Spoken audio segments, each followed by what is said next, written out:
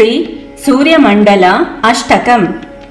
नमः सवित्रि जगदेकचक्षुषे जगत्प्रसूतिस्थितिनाशहेतवे त्रयीमयाय त्रिगुणात्मधारिणे विरञ्ची नारायण शङ्करात्मन्। यन्मण्डलं दीप्तिकरं विशालं रत्नप्रभं तीव्रमनादिरूपम् दारिद्र्यदुःखक्षयकारणं च पुनातु मां तत्सवितुर्वरेण्यम्। यन्मण्डलं देवगणैः सुपूजितं विप्रैः स्तुतं भावनमुक्तिकोविदम् तं देवदेवं प्रणमामि सूर्यं पुनातु मां तत्सवितुर्वरेण्यम्।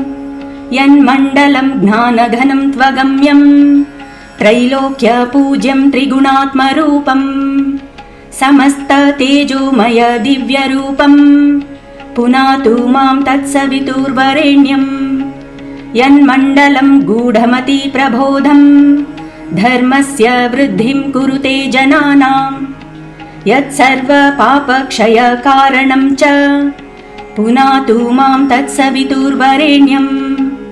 यन्मण्डलं व्याधिविनाशदक्षं यदृग्यजुः सामसु सम्प्रगीतं प्रकाशितं येन भूर्भुवः स्वः पुनातु मां तत्सवितुर्वरेण्यम्।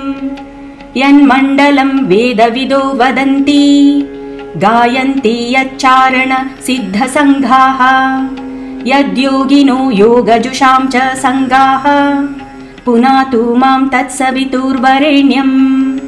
यन्मण्डलं सर्वजनेषु पूजितं ज्योतिश्च कुर्यादिह मर्त्यलोके यत्कालकल्पक्षयकारणं च पुनातु मां तत्सवितुर्वरेण्यम्। यन्मण्डलं विश्वसृजं प्रसीदं उत्पत्तिरक्षा प्रलयप्रगल्भं यस्मिन् जगत्संहरेत् अखिलं च पुनातु मां तत्सवितुर्वरेण्यम्। यन्मण्डलं सर्वगतस्य विष्णोरात्मा परन्धाम विशुद्ध तत्त्वं सूक्ष्मान्तरैर्योगपथानुगम्ये पुनातु मां तत्सवितुर्वरेण्यम्। यन्मण्डलं वेदविदो विदन्ति गायन्ति तच्चारण सिद्धसङ्गाः यन्मण्डलं वेदविदो स्मरन्ति पुनातु मां तत्सवितुर्वरेण्यम्।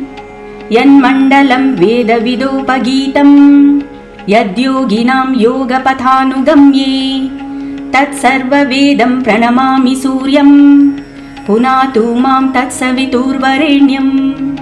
इति श्री सूर्यमण्डलाष्टकं सम्पूर्णम्।